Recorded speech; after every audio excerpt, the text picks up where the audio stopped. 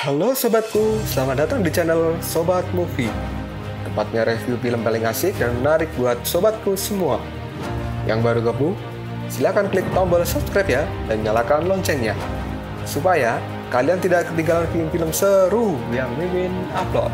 Oke, gak usah berlama-lama lagi, langsung aja kita ke reviewnya.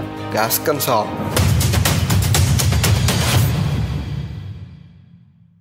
Hey, oke, sobatku terkeren, terkecil, terbaik, tersemuanya. Kita masih bersama Sobat Movie, channel alur cerita terasik sepanjang masa. Oke, kita lanjut bahas Shingji episode chapter 30. Gak usah cacot banyak baca, kita langsung masuk aja ke pembahasan. Sun Wukong yang melayangkan pukulan kerasnya pada saat ini berhasil mengenai kepala dari rubah ekor 9.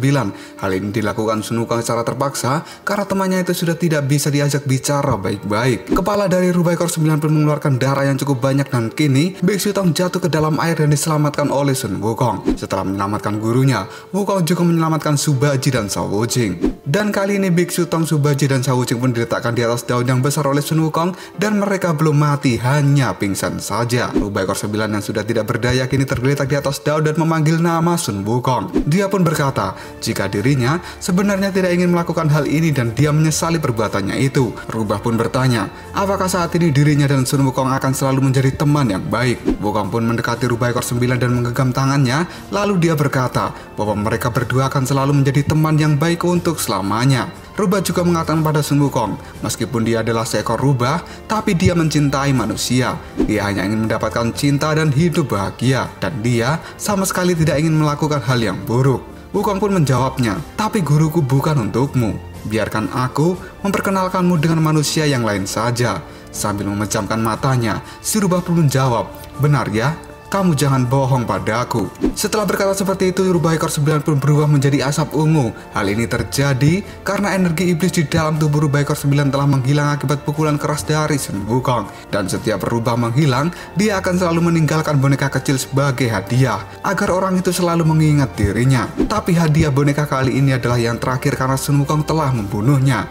Dan tiba-tiba saja, Wukong pun dibuat terkejut, karena ternyata rubah ekor 9 belum mati. Dan dia hanya kembali ke bentuk aslinya. Dan saat ini rubah pun meninggalkan Sun Wukong. Setelah jauh, rubah ekor 9 pun kali ini menoleh. Dia menatap Sun Wukong sebagai ucapan selamat tinggal dan sampai jumpa lagi. Wukong pun melambaikan tangannya dan berkata, semoga kita bertemu lagi ya, jaga dirimu baik-baik. Setelah itu rubah pun pergi. Dan Wukong masih mengatakan jika bertemu binatang buas di hutan sembunyilah. Suatu saat aku akan kembali menemuimu. Kini Sun Wukong merasa lega karena rubah ekor 9 tidak mati dan hanya kembali ke bentuk aslinya.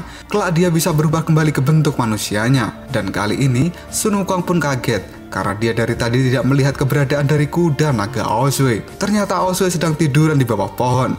Setelah semuanya berkumpul, mereka pun melanjutkan perjalanan dalam kondisi hujan yang lebat dan Biksu Tong yang masih pingsan di atas kuda naga Aozue. Tak lama setelah itu Biksu pun terjatuh dari atas kuda. Baji, Shao Wujing dan Sun Wukong kali ini menjadi panik apakah gurunya itu telah mati. Mereka pun mengecek kondisi dari Biksu Tong yang terluka parah dan ternyata dia masih hidup. Subaji lalu berkata, aku tadi juga dihajar sama si rubah, tapi aku juga tidak apa-apa. Sambil melihat Subaji, Wukong pun mengatakan, hei idiot, jelas kamu tidak apa-apa karena kamu itu siluman, sedangkan guru manusia. Dia tidak memiliki energi iblis untuk penyembuhan diri sepertimu. Wujing kemudian mengatakan, jika manusia biasa, pasti akan sangat mudah mati jika mendapatkan luka seperti ini. Dengan wajah sinis, Subaji pun berkata kembali, aku baru saja menjadi muridnya. Kalau dia mati, sia-sia dong aku ikut perjalanan ini. Wukong pun menjawab perkataan dari Subaji. Orang seperti guru tak akan mati dengan mudah. Kini Sun Wukong pun menggoyang-goyangkan tubuh Biksu Tong berharap dia segera sadar. Dan tiba-tiba saja, tubuh sang biksu kali ini menjadi menggigil. Hal ini membuat ketiga muridnya kembali panik karena luka dari Biksu Tong semakin membuat kondisinya memburuk. Wukong lalu berkata, apa yang harus kita lakukan? Jika kita tetap diam, dia akan mati dan misi ini akan gagal. Aku juga tidak akan bisa menjelaskannya pada dewa itu. Baji pun kemudian menimpali perkataan dari Sun Wukong, kalau begitu kita kubur saja guru secara diam-diam dan kita juga bubar seolah tidak pernah terjadi apapun. Wujing pun menjawab perkataan dari Subaji, jika ingin menguburnya tunggu sampai dia tidak bernafas dulu, jangan asal ngubur.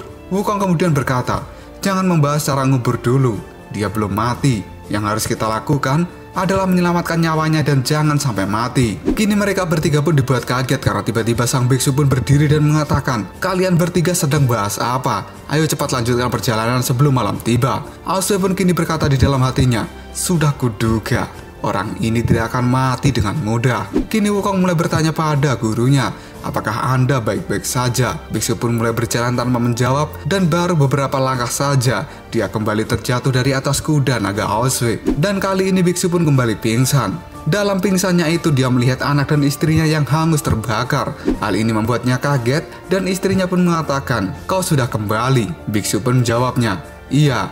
Dan kupikir saat ini aku sedang sekarat dan tertidur." Sang istri pun kali ini berkata, "Apakah kamu takut melihat kami? Dirimu sudah tidak tertidur selama bertahun-tahun. Apakah kamu kali ini menyesal?" Biksu pun menjawab, "Iya, aku takut dan aku sangat takut melihat kalian seperti ini membuat hatiku kembali menjadi sakit." Sang istri pun berkata, "Kenapa kamu harus merasakan sakit? Kamu sekarang sudah bukan keluarga kami. Dirimu saat ini adalah Tang Sanjang yang terkenal dari Tibet. Kami di hadapanmu sekarang hanyalah mimpi dari masa lalu." Biksu pun kemudian mengatakan, "Tanpa mereka, dia sangat kesepian." Dan istrinya kembali berkata, "Lihatlah wujud kami sekarang. Apakah kamu masih takut?" Biksu menjawabnya, "Tidak akan pernah." Kini sang istri dan anaknya sambil berjalan ke arah Biksu Tong, dia berkata, "Jika tidak takut, berikan kami pelukan." Setelah anak sang biksu memeluknya, dia pun mengucapkan selamat tinggal. Dan dalam sekejap, anaknya pun kini berubah menjadi abu. Kemudian sang istri berkata pada Tang Sanjang, "Hei Sanjang, kami jadi seperti ini karena kebakaran itu. Tolong jangan anggap kami sebagai setan di matamu, karena kami masih orang-orang yang mencintaimu. Sudah saatnya kita pergi dalam damai. Dan mulai sekarang, kamu tidak perlu takut untuk memejamkan matamu, Sanjang. Kamu bisa tidur dengan nyenyak tanpa melihat bayang-bayang kami lagi." Dan tiba-tiba saja, biksu pun kini membuka matanya. Saat dia terbangun, dirinya sudah berada di dalam sebuah ruangan yang penuh dengan bunga. Bahkan luka di tubuh Biksu Tong kali ini juga telah diobati. Setelah itu, dia pun keluar dari ruangan ini untuk memastikan dirinya sedang ada di mana. Di tempat ini Sun Wukong sedang bermain dengan burung, Shao Wuqing sedang bermain dengan anak-anak, sedangkan Su Baji sedang mandi bersama ciwi-ciwi. Baji yang melihat gurunya keluar dari ruangan, dia pun berteriak dan berlari untuk menyambut sang guru. Biksu lalu bertanya, "Sedang ada di mana kita?" Baji pun menjawab, "Kita masih berada di jalur monster.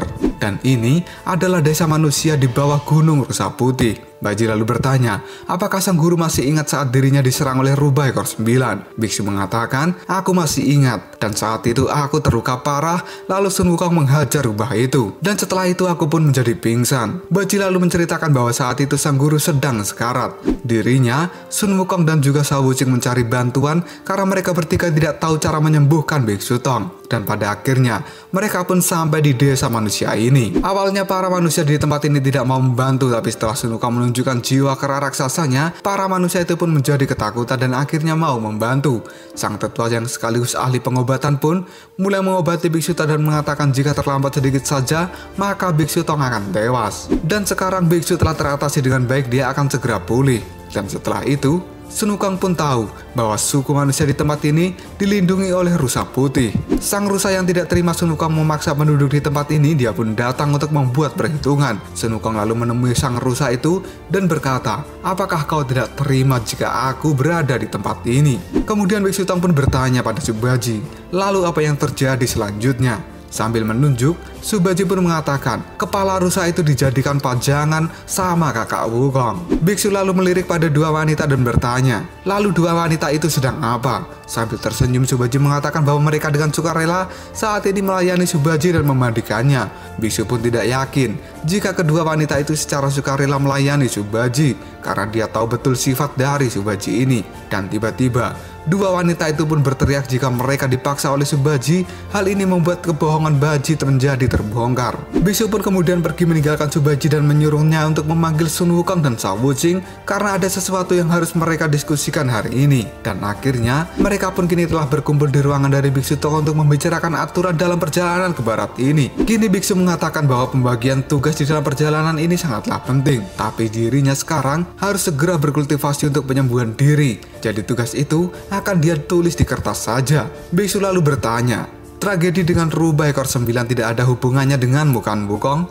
Wukong pun menjawabnya, "Setelah aku menyelamatkanmu, apakah kamu kira aku berkomplot dengan rubah itu, guru?" Ataukah dirimu sedang mencari kesalahanku saja? Biksu pun menjawabnya, tidak, aku hanya terkejut saja. Tapi aku juga berterima kasih pada kalian bertiga. Jika bukan karena kalian, diriku pasti sudah mati. Baji lalu merasa dia punya jasa paling banyak. Jika dia tidak menabrak si rubah ekor 9, maka sang biksu akan benar-benar mati waktu itu. Biksu kemudian mengatakan, rubah itu tahu cara membaca pikiran. Apa yang dikatakan oleh si rubah itu sebagian besar memang benar. Tapi hal itu tidak semuanya. Walaupun Subaji pemalas, tapi dia akan berjuang di saat yang kritis. Walaupun Shao Wuqing selalu mengubur pikiran di dalam hatinya, dia memiliki sebuah kebaikan dan akan membantu orang dengan cara yang rendah tanpa imbalan. Kemudian Sun Wukong yang suka memberontak, dia bisa membedakan mana yang baik dan mana yang buruk. Dan sekarang aku akan memberikan beberapa aturan saja dalam perjalanan kita ke depannya agar lebih lancar. Aku harap kalian setuju dengan aturan yang akan kita buat bersama. Jadi kalian juga harus memberikan saran di dalam aturan ini. Baji pun kemudian pertama kali mengangkat tangannya dan mengatakan, aturan pertama dariku adalah bahwa kakak Wukong tidak boleh memukul adik juniornya lagi. Wukong pun tidak terima dan kali ini membentak Subaji. Dan kali ini Shao Wuqing pun tidak punya saran. Dia hanya manut saja dengan yang lain. Wukong lalu berkata, saran dariku, si babi ini tidak boleh memaksa wanita lagi untuk melayaninya mandi bersama. Baji kemudian membalasnya, kalau begitu kakak Wukong tidak boleh membunuh siluman sembarangan di perjalanan. Biksu kemudian menyuruh mereka untuk tenang dulu dan tidak perlu berdebat. Lalu biksu akan menuliskan setiap poin penting dan mereka harus memilih yang sesuai. Lalu Sun Wukong juga mengatakan pada Biksu Tong, jika ada siapapun yang bertanya, apakah Anda Tang Sanjang? Anda jawab bukan, karena identitas Anda ini mendatangkan banyak masalah.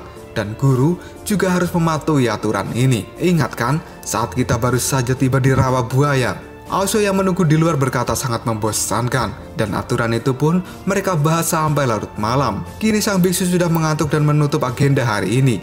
Dia mengatakan akan segera tidur dan menyuruh ketiga muridnya untuk keluar dari tempat ini. Setibanya di luar, Sun Wukong, Subaji, dan Shao Wuqing menjadi bingung. Karena ini adalah hal yang aneh. Bukankah selama ini gurunya tidak pernah tidur?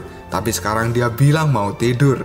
Dan kali ini Biksu Tong benar-benar tidur. Ini adalah pertama kali Biksu Tong tidur setelah bertahun-tahun dirinya tidak tidur. Dan kini pagi pun tiba. Biksu yang merasa dirinya sudah sembuh pun berpamitan pada kepala desa untuk pergi dari tempat ini dan melanjutkan perjalanan. Kepala desa pun memberikan bekal pada Biksu Tong untuk bisa dipergunakan selama dalam perjalanan. Biksu pun kemudian berterima kasih dan kemudian bertanya, apakah Anda melihat murid-muridku? Kepala desa pun mengatakan, mereka tadi ada di tempat ini. Dan tiba-tiba saja Subaji pun datang dengan mulut yang penuh darah.